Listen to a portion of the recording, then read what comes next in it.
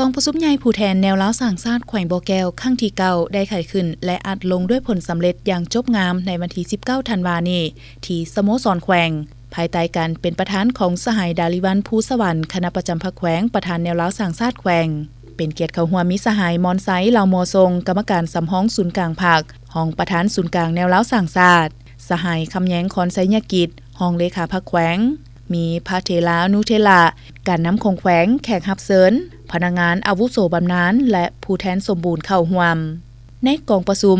ได้รับฟังการผ่านทางบทรายงานการเมืองทั้งสองภาคซึ่งได้ยกให้เห็นด้านดีผลงานการนำพาบทเรียนที่ถอดถอนได้และด้านอ่อนข้อคงค้างที่จะได้เอาใจใส่แก้ไขในต่อหน้าจากสหายดาลิวันภูสวรรค์ประธานกองประชุมพร้อมทั้งได้ผ่านบทสำรวจการนำพารวมของคณะกรรมการแนวล้าวสร้างชาติแขวงสุดที่8สรุปตีราคาการจัดตั้งปฏิบัติแผนพัฒนาเวียกงานแนวเล่าสร้างชาติแขวง5ปีครั้งที่8ปี 2021 ถึง 2025 และที่ทั้งแผนการ5ปีครั้งที่9 2026 ถึง 2030 ตาม6แผนงานและ6คาดหมายจุดสุ่มหับประการได้ในการเคลื่อนไหวเวียกงานแนวเล่าสร้างชาติทุกขั้นมีความเข้มแข็งในภาคีการเต้าโฮมความสามัคคีประชาชนบรรดาเผ่าได้มีความรักชาติรักบ้านเกิดเมืองนอนปลุกระดมคนขวายกำลังแหงทุกด้านให้เป็นก้อนกำลังสามัคคีปองดองระหว่างประชาชนบรรดาเผ่าศาสนาผู้ทรงคุณวุฒิและเพศวัย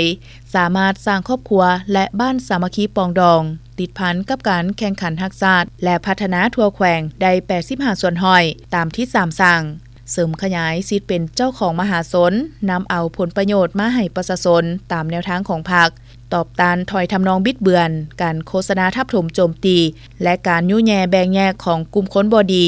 ยกสูงความเป็นเจ้าพัฒนาตนเองอย่างแท้จริง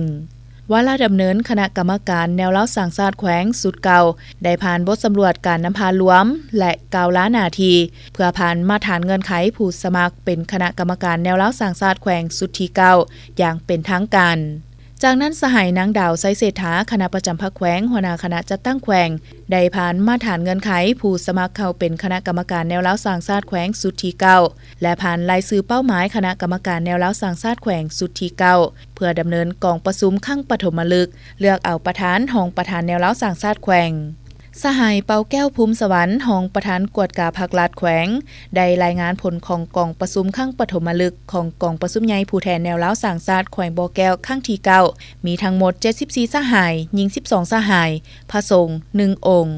กองประชุมใหญ่ผู้แทนแนวเล้าสร้างชาติได้รับห้องด้วยความเป็นเอกฉันท์รับห้องเอาคณะกรรมการแนวเล้าสร้างชาติจำนวน74ทานยิ่ง11ทานพระสงฆ์1องค์ซึ่งมีรายละเอียดรายชื่อดังนี้ 1. ทานสมศักดิ์ปิ่นแก้ว 2. ทานนางดาวไซเสถา 3. ทานพระอาจารย์วันสละคัตติยะ 4. ทานข้ามดีศรีประเสริฐ 5. ทานข้ามมั่นวันนสุข 6. ทานนางบุญยกแสงสว่าง 7. ทานนางดวงตาไสยหงส์ 8. ดร.คำศิลป์พรหมหาร 9. ทานแก่นจันทร์ธรรมแสง 10. ทานนางสูงแก้วโพไซ 11. ทานนางจันปิ้งโสระถี 12. ทานนางสยามไพโสระถี 13. ทานพันโทหงแก้ววรรณสาร 14. พันเอกจันทราไสยวงศ์ 15. ทานพันเอกอัมพันธ์ไสยสมบัติ 16. ทานนางอินผิวสิริปัญญา 17. ทานแก้วล่านรสิงห์ 18. ทานนางน้องหลักวิไลศักดิ์ 19. ทานนางแก้วโพไซปีลาแก้ว 20. ทานไหมสอนจอมสวัสดิ์ 21. ทานคำเคืองอินทวงศ์ 22. ทานยีวือ 23. ทานสมฤทธิ์คลองพระจันทร์ 24. ทานนางเกียรติฐาไสยวงศ์ 25. ทานทองจันทร์จันทวงศ์ 26. ทานบุญทองวีระพันธ์ 27. ทานสมศรีจอมแซ่เติ้น 28. ทานแสงเพชรสิริปัญญา 29. ทานคำยินไสยวงศ์ 30. ทานสมบูรณ์ปานิจิต 31. ทานบรมธรรมวงศ์ 32ทานเลิศมณีศรีวิไล33ทานนอจื้อกาใจลี34ทานวิไลศรีสมบูรณ์35ทานนิรภพทองสวัสดิ์36ทานจันทรแก้วสิงห์ทอง37ทานนานจ่อยกันตะพร38ทานล่อแป้เทิงลุงและนี่39ทานจาบอมอลสุข40ทานเก้ากว้างแซ่เจ้า41ทานนอเซ็งท่อ42ทานจาแห่บัวค่ำ43ทานแสงหยวนอินสวรรค์44ทานไมลิดคำไส้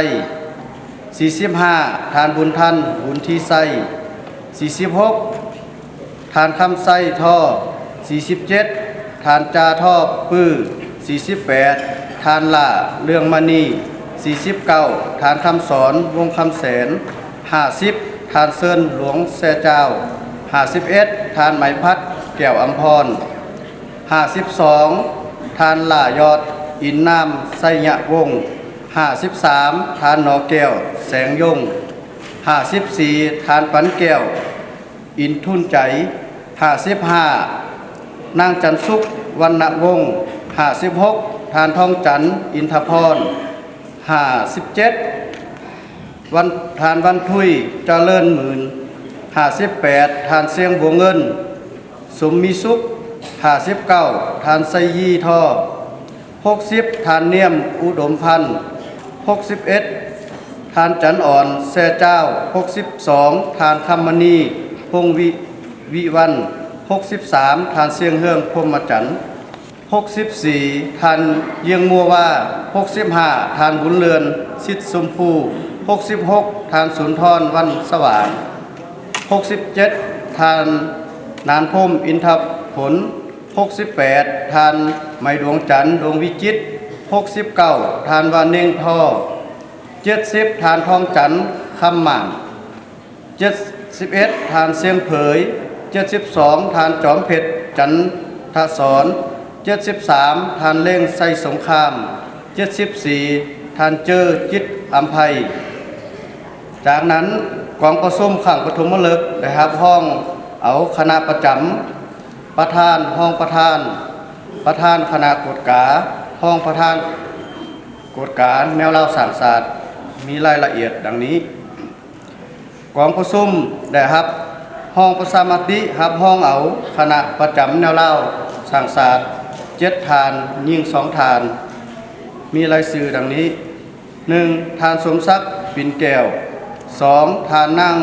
ดวงตาไสยหงส์3ทานคำดีศรีประเสริฐ4ทานทองพันธ์จันทวงศ์5ทานคำมั่นวรรณสุข6ทานคำเคืองอินทวงศ์7ทานนางเกษฐาไสยวงศ์ของประชุมประชามติรับห้องเอาทานสมศักดิ์ปิ่นแก้วคณะประจำพรรคแขวงเป็นประธานแนวราวสร้างศาสตร์แขวงประชามติรับห้องเอาห้องประธานแนวราวสร้างศาสตร์แขวง2ทานมีรายชื่อดังนี้1ทานคำดีศรีประเสริฐ2ทานคำมั่นวรรณสุขเป็นห้องประธานแนวราวสร้างศาสตร์แขวงในโอกาสที่มีความหมายสำคัญดังกล่าวสหายมอนไซลาวมัวทรงกรรมการสำห้องศูนย์กลางภาคห้องประธานศูนย์กลางแนวเล้าสร้างศาสตร์ได้มีคำเห็นโอ้ล้มเพื่อเป็นทิศซี่น้ำให้แก่คณะกรรมการแนวเล้าสร้างศาสตร์แขวงบ่อแก้วสุดที่9ได้พร้อมกันนำพาและจัดตั้งปฏิบัติให้เป็นจริงโดยซุ่มใส่แผนงานโครงการที่ได้วางคาดหมายให้สำเร็จอย่างตั้งหน้าเวียกงานแนวเล้าสร้างศาสตร์แม่นเวียกงานหนึ่งที่มีบทบาทสำคัญที่เป็นภาคีในการเต้าโฮมความสามัคคีทั่วปวงชนลาวทั้งชาติให้มีน้ำใจฮักชาติฮักบ้านเกิดเมืองนอนมีบทบาทเต้าโฮมและก่อสร้างก้อนกำลังสามัคคีปองดองทั่วปวงชนปลุกระดมเสริมขยายสิทธิ์เป็นเจ้าของตนเองอยู่แหงขบวนการสร้างครอบครัวและบ้านสามัคคีปองดองให้กลายเป็นขบวนการของมหาชนอย่างแท้จริง